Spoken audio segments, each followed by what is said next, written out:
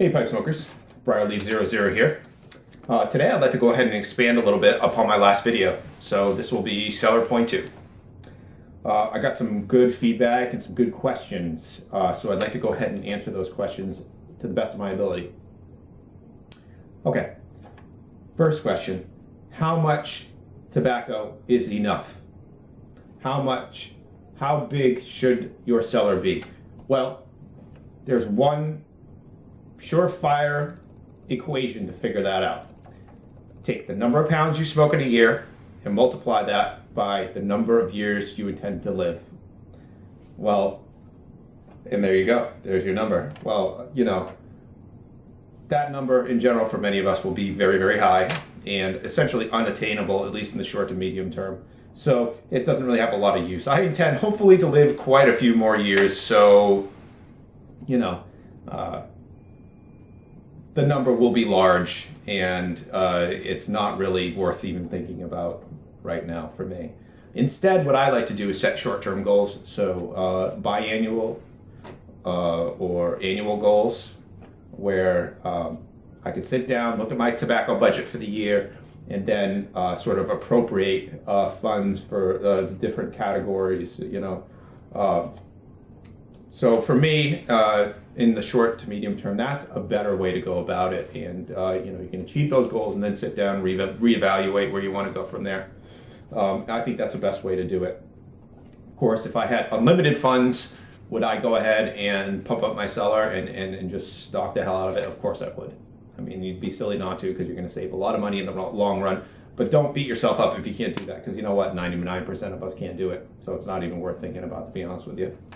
When will tins and jars and your tobacco in your cellar begin to decline or go flat or lose flavor? Well, a lot of that depends on the type of leaf and the type of mixtures that you are cellaring. So in general, Virginia's age the best because of their sugar content. They will continue to age and should show progression 5, 10, 15, 20, 30, 40 years down the line. So wouldn't be too worried about Virginia's. Burleys, while they still have some sugar and they should age, they will do so much more slowly. And I'm not 100% positive what the changes will be like in the very long term, 20, 30, 40, 50 years down the line. I'm not really sure what's going to happen with Burleys. Latakia blends, so your Balkan blends, your English blends, if you will. Latakia will generally lose a lot of its robustness and flavor over time. So, you know, in the longer term, if you really enjoy in-your-face Latakia blends, and that's really your go-to type blends, then long-term aging might not be the answer for you. Of course, that's completely omitting the financial side of things. And Oriental heavy blends will also, because of their sugar content, will, albeit slower than Virginia blends as well, will show progression and will age well over the years. But I think when we're talking about going flat and we're talking about flavor, that's a very personal thing, and so that really depends on what aspect of the mixture, of the particular mixture or set of mixtures or type of leaf, what aspect of those things do you enjoy most? What are the parts that you cling to most and look forward to the most? Then you've got to go from there and do your homework and figure out just what kind of blends you want to cellar and for how long. Okay, what's the best way to store tobacco? Well, that's really simple. 2 ways: in the tin or in the jar. I prefer these, I believe it's 8-ounce size mason jars. I think they're great. They're great for long-term cellaring. You should have no problems with these over the years. My only suggestion to anybody out there who will be cellaring, whether you like to open your tins and cellar them in these mason jars, or you like to buy bulk and cellar them in the mason jars, would be to retighten the lids once a month for the first 6 months, and then once every 6 months after that. basically for as long as you continue to have that jar in your cellar. These are nice too. Same size, different shape, a little easier access for your ribbon cuts. And then, of course, you've got your tins. You've got your non-vacuum sealed tins, GLPs, Cornell & Diehl, Hearth & Home, McClellan's, and then you've got your vacuum sealed tins. So, you know, most of your European products are going to be like that, are going to be vacuum sealed tins, plus your go with stuff. That's all going to be vacuum sealed. Another thing to think about is tin integrity. How long are the tins going to hold up over the years? Well, let me tell you something. Right off the bat, I do not trust these Gilwith tins one iota. I think they're absolutely horrible for long-term cellaring. You can smell the blend right through the seal, whether that's from the scent of the blend sort of being absorbed by the seal, and then you can smell it from the other side, or there's a tiny bit of leak. It's hard to say. I mean, the tin can't be pulled open, so I'm not really sure what that's about. But my main beef is, or one of my main beefs is the fact that they rust, and I have yet to have a Gilwith tin that did not have at least some element of rust on the inside of the tin. So I worry about that for the long term. I would go ahead, if you have a lot of tins, I would definitely consider cracking them and putting them in mason jars. And that's not the only reason why. Let's talk about, this will sort of segue into the aging aspect, but I think I'd like to talk about it right now. I believe that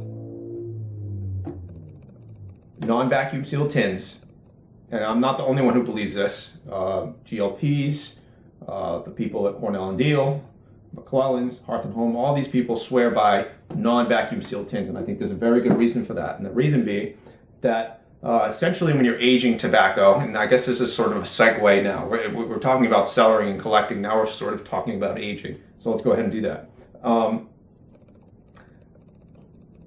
Aging, when we talk about aging, what we're essentially talking about is fermentation. And there are two types of fermentation, two general types of fermentation. There's aerobic fermentation and anaerobic fermentation. Aerobic fermentation is fermentation that takes place in the presence of oxygen. Anaerobic fermentation takes place outside of the presence of oxygen. So no oxygen, anaerobic, oxygen, aerobic. Now, GLPs, and if you haven't checked out his articles, they're absolutely wonderful. Pipesmagazine.com, check him out. He runs about two a month. Really fantastic, and if you haven't read them, that you really owe it to yourself to go ahead and take a look. But he talks, he goes into the subject somewhat at length over the course of the years that he's been doing his columns. And essentially what he talks about is the fact that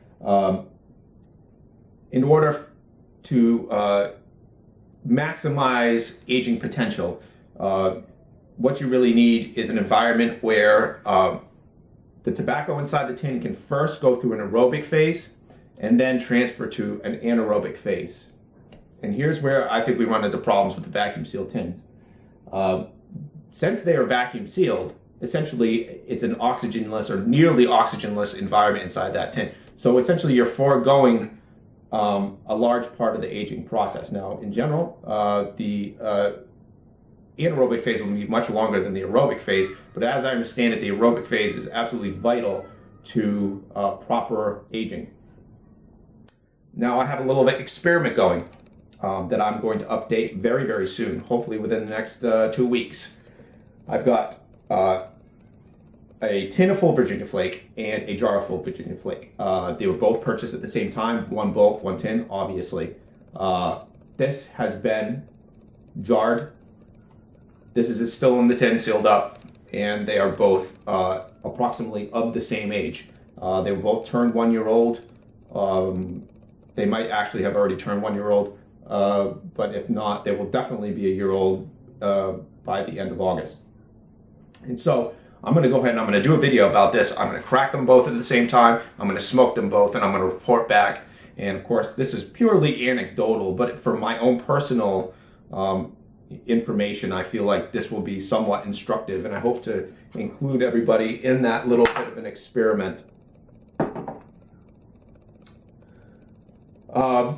Okay, I think that just about covers what I'd like to cover in this video.